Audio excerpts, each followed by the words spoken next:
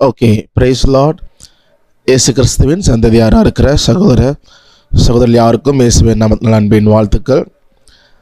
அந்த நாள் புதிய ஆண்டிலும் கூட ஆண்டவர் நம்ம பார்க்கும்படி கிருபை செய்திருக்கிறார். நம்ம நன்றியோடு கூட தொடர்ந்து நம்ம பாடலை கற்றுக்கொள்வோம். எல்லாருக்கும் happy new year.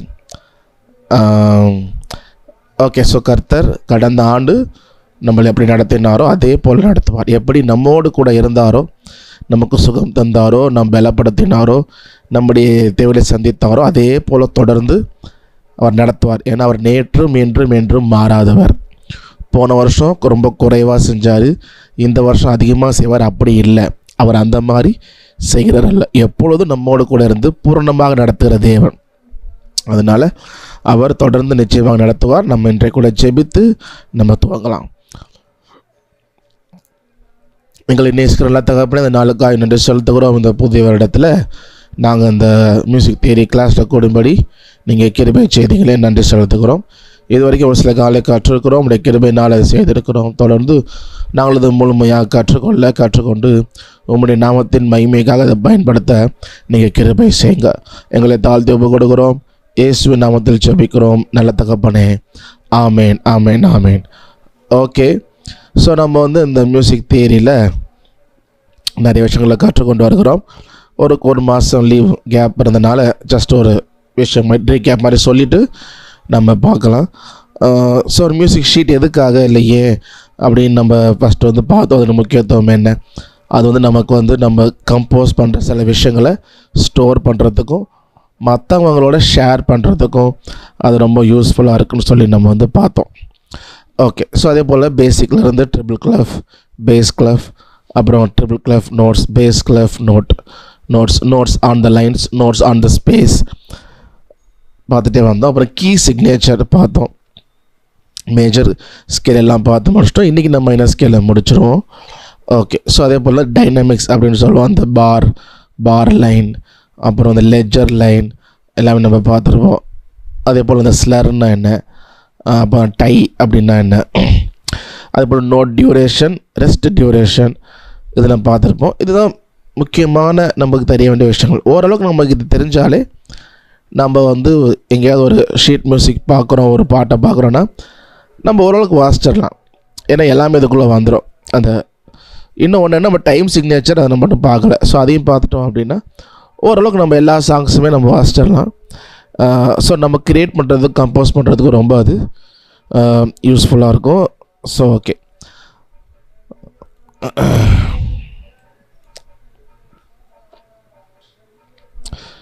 Screen share பண்ணுறேன்.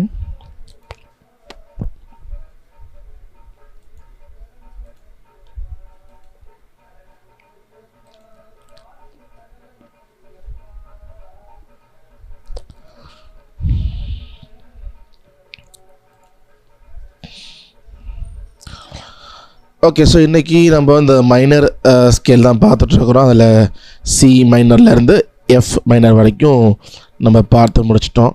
ஸோ இன்னும் 3 மைனர் ஸ்கேலுக்கு G minor, A minor, B minor. நம்ம ஷார்ப் எல்லாம் டீட்டெயிலாக போய் பார்க்குறதில்ல நமக்கு, ஏன்னா ஓரளவுக்கு இதுலேயும் வாஸ்டரும் இல்லையா. So just C to B தான். பட் இதே ஃபார்மேட் தான். நீங்கள் அதுவும் கூட இந்த மாதிரி நோட்டேஷனில் இல்லை எழுதி பார்க்கணுன்னா நீங்கள் பர்சனலாக செஞ்சு பார்க்கலாம். இன்னும் கொஞ்சம் ஐடியா கிடைக்கும் தான். ஒரு ஃபுல் கண்ட்ரோல் வேணும் அப்படிங்கிறப்போ அது ஷார்ப்பும் நம்ம பார்க்குறது நல்லது. ஓகே, ஸோ இந்த பாட்டு ஃபாதர் பெர்க்மான்ஸ் அவருடைய பாடல், உறைவிடமாய் தெரிந்து கொண்டு உலவுகிறீர் உள்ளத்திலே. இந்த சாங் நான் ப்ளே பண்ணுறேன்.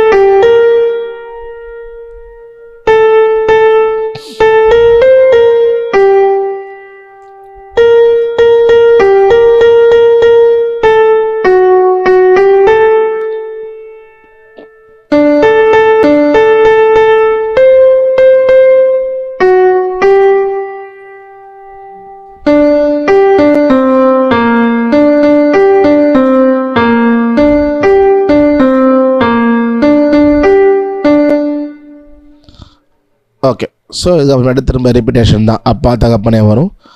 ஸோ அதே சேம் நோட்ஸ் தான் வரும். ஓகே, ஸோ இது வந்து என்ன ஸ்கேல் அப்படின்னு பார்க்குறதுக்கு நம்ம லெஃப்டில் இருக்கிற அந்த கீ சிக்னேச்சர் அப்படின்னு சொல்லுவோம். ஓகே, இது clef, treble clef. So key signature இதுதான். இது டைம் சிக்னேச்சர், நம்ம தனியாக டைம் சிக்னேச்சர் பார்ப்போம், பின்னாடி பார்ப்போம். ஓகே, ஸோ இது வந்து கீ சிக்னேச்சர் என்னென்னா 2 ஃப்ளாட் இருக்குது. ஸோ எந்த இடத்துல இருக்குது அப்படின்னா தேர்ட் லைன் அப்படின்னு சொல்லும் பொழுது இ, ஃபஸ்ட் லைனில் இ, செகண்ட் லைனில் ஜி, தேர்ட் லைனில் பி, அப்போ பி ஃப்ளாட். அதே போல் ஃபோர்த் லைன் அப்படின்னு சொல்லும்போது ஃபோர்த் ஸ்பேஸ் அப்படின்னு பார்க்குறப்போ FACE, அப்போ E flat, B flat, E flat. So ரெண்டும் எதில் வருது அப்படின்னு பார்த்தீங்கன்னா ஜி மைனரில் தான் இ ஃப்ளாட்டும் பி ஃப்ளாட்டும் வரும். So GA B flat, CD E flat, FG. So இதுதான் ஜி மைனர் ஸ்கேலோடைய நோட்ஸ். அப்போ இது ஜி ஃப்ளாட். ஓகே, ஸோ இந்த பாட்டிலுமே இப்போது ஜி ஃப்ளாட்டில் ஸ்கேல்ஸ்லாம் பார்த்தீங்கன்னா அதில் எஃப் வராது, இ ஃப்ளாட் அந்த மாதிரி தான் வரும். ஸோ அந்த சாங் ஃபுல்லாக பார்த்தீங்கன்னா தெரியும், நடுவில் ஒரு இடத்துல ஷார்ப் வந்துச்சு, இங்கே பார்த்தீங்கன்னா தெரியும் எஃப் ஷார்ப்பு. ஓகே, ஸோ நார்மலாக ஜி மைனர் ஸ்கேலில் எஃப் தான் வரணும், ஆனால் இங்கே ஆக்சிடென்டல் நோட் வருது. ஸோ நோட்ஸ் ஆட் பண்ணுறப்ப நமக்கு தெரியும். ஓகே, ஸோ பார்த்தீங்கன்னா இங்கே எஃப் வர இடத்துல எஃப் நோட் போட்டு ஷார்ப் போட்டிருங்க, அப்போ எஃப் ஷார்ப். இதுவும் அப்போது எஃப் ஷார்ப். இது ஆக்சிடென்டல் நோட். நார்மலாக ஜி மைனர் ஸ்கேலில் எஃப் தான் வரும். ஸோ அப்போ வெறுமனே எஃப் போட்டிருந்தாங்கன்னா அது வந்து என்ன சொல்கிறது, நம்ம நார்மல் எஃப் வாசிச்சிடலாம். இங்கே ஷார்ப் வரனால ஷார்ப் சிம்பிள் ஆட் பண்ணிக்கிறாங்க. ஓகே, இப்போ நேச்சுரல் அப்படின்னு சொல்லும்போது எப்போ ஆட் பண்ணாங்கன்னா, இப்போ வேறு ஸ்கேலில் இப்போ டி மேஜர் பார்க்குறப்ப சி ஷார்ப் வரும், அப்போ அங்கே சி வரும்னா சி நேச்சுரல் அப்படின்ட்டு இருக்கும். ஸோ அப்போ அந்த நோட்ஸில் ஸ்கேலில் இந்த நோட்ஸ் எப்படி வருதோ அதை பொறுத்து தான் இந்த ஷார்ப்பு இல்லை நேச்சுரல் அது வந்து நமக்கு வந்து கொடுத்துருப்பாங்க. சரி, ஓகே. ஸோ அப்போது வேறு ஒன்றும் இல்லை, இதை ஸோ டை ஏற்கனவே பார்த்துருப்போம். ஸோ டை அப்படின்னு சொல்லும் பொழுது நமக்கு வந்து கவுண்ட், அதாவது 3/4, 1/4 இந்த மாதிரி போகும்பொழுது நமக்கு ஒரே நோட்டில் போட்டுற முடியாது. அப்போ 2ஆக பிரித்து தான் நம்ம வந்து போட முடியும். ஸோ இப்போ டைப் பண்ணிட்டாங்கன்னா நம்ம இதை 2 வாட்டி வாசிக்கக்கூடாது, 1 டைம் தான் வாசிக்கணும்.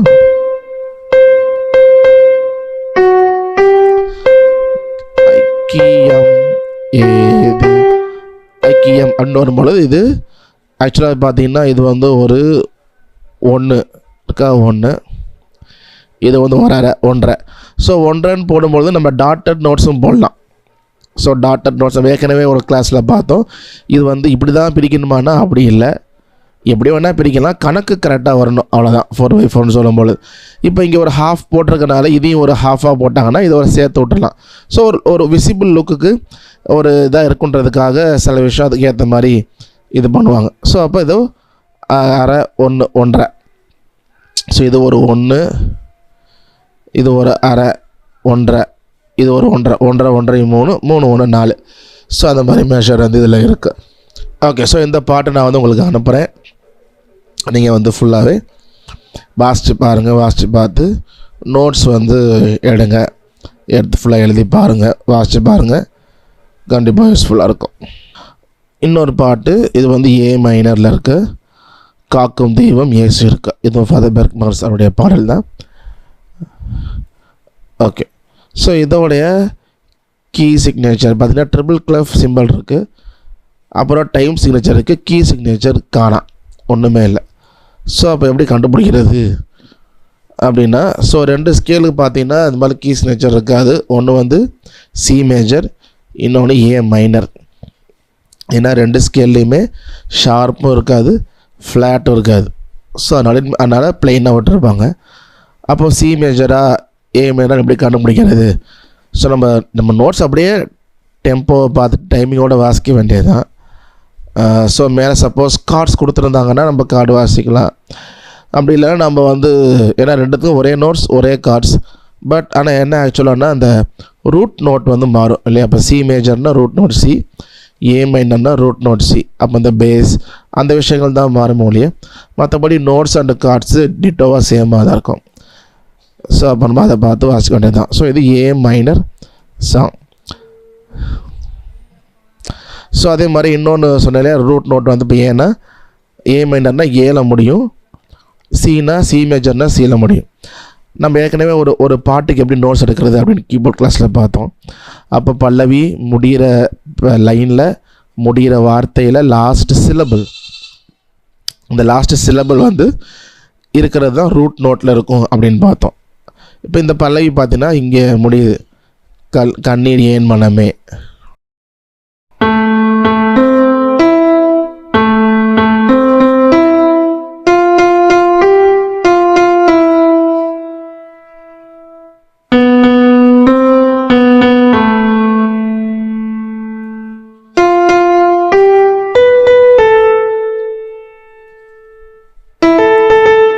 இது சர்றதுக்கு போயிடுது இதுவரை.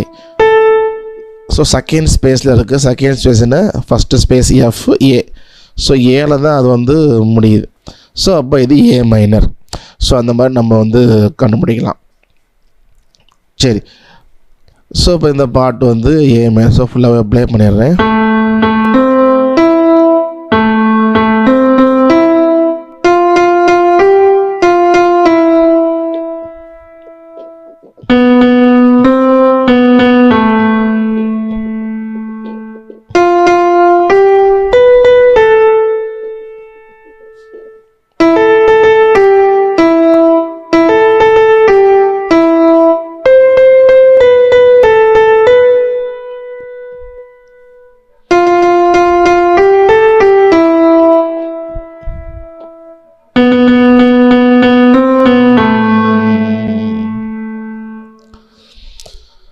ஓகே, ஸோ இந்த பாட்டில் வந்து எந்த ஒரு ஆக்சிடென்டலும் ஒன்றுமே வரல.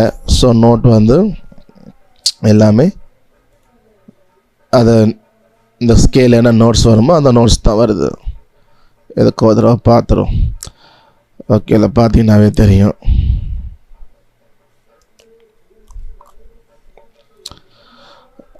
ஓகே, ஸோ அப்போ நோட்ஸ் வந்து எந்த ஒரு ஆக்சிடென்டல் அந்த மாதிரி ஷார்ப் திடீர்னு நடுவில் மாறுது அந்த மாதிரி எதுவும் மாறலை.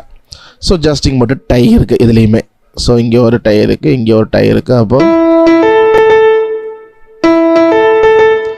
அப்போ இங்கே வரும்போது இதை வாசிக்கணும் அவசியம் கிடையாது. இதை வாசிக்கணும் அடுத்து நம்ம ஆனால் கவுண்ட் மட்டும் நம்ம பார்த்துக்கணும். இது வந்து ஒரு ஹாஃப் கவுண்ட், ஏன்னா குவார்ட்டர் ஹாஃப் அந்த மாதிரி வரும். ஸோ அது மாதிரி நம்ம கேல்குலேஷன் மட்டும் கரெக்டாக பண்ணிட்டோம்னா ஈஸியாக இந்த பாட்டை வந்து வாசிச்சிடலாம். சரியா? ஓகே, ஸோ அடுத்து பி மைனர் அதையும் நம்ம பார்த்துடலாம். ஓகே, ஸோ ஜபம் கேட்டிரையா பி மைனர் சாங்கை ஃபுல்லாக ப்ளே பண்ணுறேன்.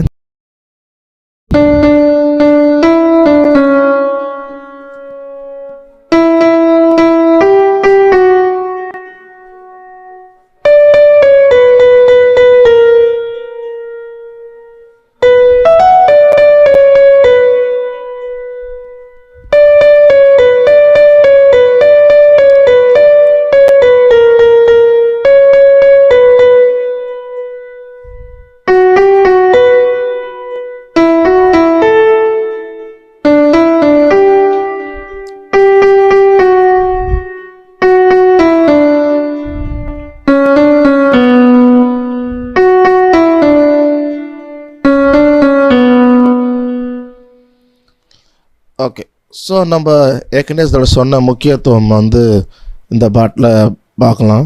என்ன அப்படின்னா, நம்ம இந்த ஏபிசிடி நோட்ஸ் கொடுக்குறோம் இல்லையா, ஜே ஜெனரேஷன் யூடியூப் சேனலில் பிடிஎஃப் நோட்ஸ் வந்து உங்களுக்கு கிடைக்கும்.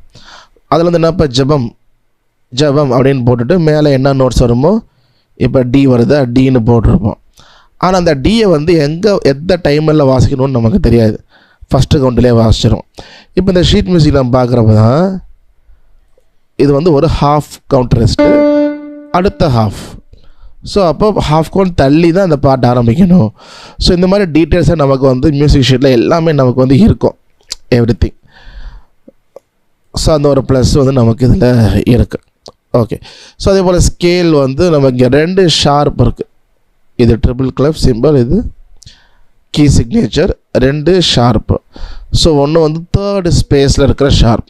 தேர்டு ஸ்பேஸ் அப்படின்னா எஃப்ஏசி அப்போ சி ஷார்ப்பு. அதே போல் இது வந்து 5th லைனில் இருக்குது, இஜிபிடிஎஃப், எஃப் ஷார்ப். அப்போது F sharp, C sharp. So B மைனரில் தான் எஃப் ஷார்ப், சி ஷார்ப். அதோடைய relative major D major. So ரெண்டு ஒரே மாதிரி நோட்ஸ் தான். இதில் ஆக்சிடென்டல் நோட் வந்து வரும். ஸோ எங்கே வரும்னா தமிழ்நாடு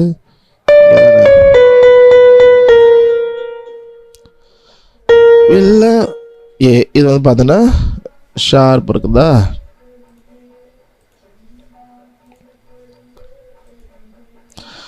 ஏ ஷார்ப். ஆக்சுவலாக பி மைனரில் 2 ஷார்ப் தான் வரும். என்னென்ன ஷார்ப் வரும்? சி ஷார்ப் வரும், எஃப் ஷார்ப் தான் வரும், 2 ஷார்ப் தான். ஸோ இங்கே அப்போ ஏ தான் வரும் நேச்சுரல், நான் அதோட ஸ்கேலில் நேச்சுரலாக.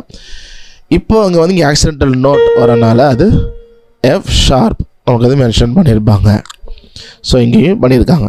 ஸோ அதே போல் ஏற்கனவே பார்த்த டை இருக்குது. அதே போல் இந்த பாட்டில் நிறைய இடத்துல பார்த்தீங்கன்னா ஹாஃப் ரெஸ்ட் விட்டு ஆரம்பிக்குது. ஸோ அப்போ நீங்கள் டைமிங்கோடு நீங்கள் பார்க்குறப்ப எப்படி வாசிக்கணுன்ட்டு மெட்ரோனோமோட போட்டு காமிக்கிறேன்.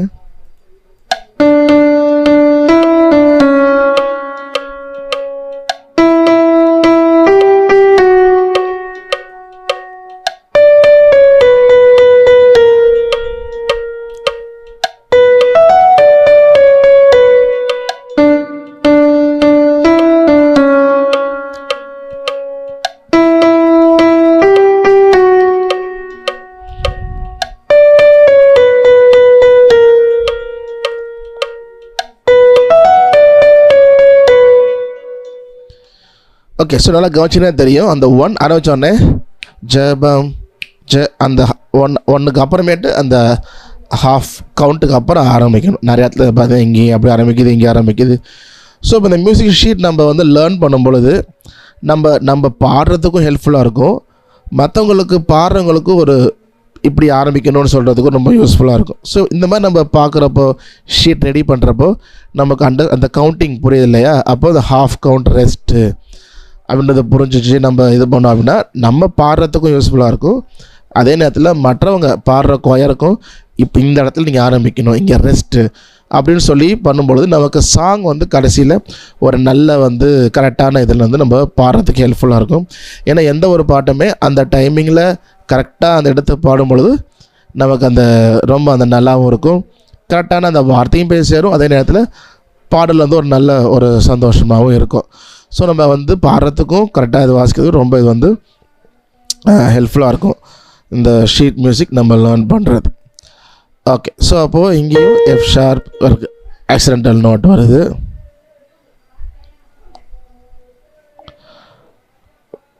ஸோ அங்கே மட்டும்தான் வருதுன்னு நினைக்கிறேன்.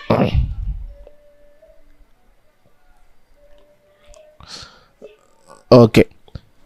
ஸோ அப்போது இன்றைக்கி வந்து 3 ஸ்கேல் வந்து நம்ம பார்த்துருக்குறோம். நான் வந்து இந்த 3 ஸ்கேலையுமே உங்களுக்கு பிடிஎஃப் அனுப்புகிறேன் குரூப்பில். G minor, A minor, B minor. Okay. So அப்போ நம்ம வந்து நோட்ஸ், அப்புறம் இந்த லெஜர் லைன் பார்த்துருப்போம்னு நினைக்கிறேன் இல்லையா? பார்த்துருப்போம்னு நினைக்கிறேன். ஸோ அப்புறம் இந்த டைனமிக்ஸ் கொஞ்சம் பார்த்துருப்போம், அப்புறம் major scale, minor scale. Okay. So ஒரு தடவை கவர் பண்ணிட்டோம். ஸோ நெக்ஸ்ட்டு நம்ம கார்ட்ஸ் போகலாம். அப்படி இல்லைன்னா வேறு சில ஒரு விஷயங்கள் நம்ம வந்து பார்த்துட்டு நம்ம வந்து கார்ட்ஸ்குள்ளே கூட போகலாம். அது என்ன நம்ம அப்புறம் நான் என்ன லெசன் நான் அப்டேட் பண்ணிடுறேன். ஸோ ஓரளவுக்கு இந்த வரைக்குமே நம்ம ஒரு ஸ்கேல்ஸ் வந்து தரவாயிருங்க. நீங்கள் கம்போஸ் பண்ணுற விஷயமா இருந்தாலும் சரி, இல்லை பாட்டாக இருந்தாலும் சரி, இதில் எழுத ஆரம்பிங்க. இப்போ நீங்கள் ஒரு பாட்டுக்கு நோட்ஸ் எடுக்க முடியுது அப்படின்னா நார்மல் ஏபிசிடி நோட்ஸ் எடுக்கிறீங்க இல்லையா? அதை போல் இந்த மாதிரி ஷீட் ரெடி பண்ண பாருங்கள். ஸோ கையில் முடிஞ்சால் கையில் எழுதுங்க.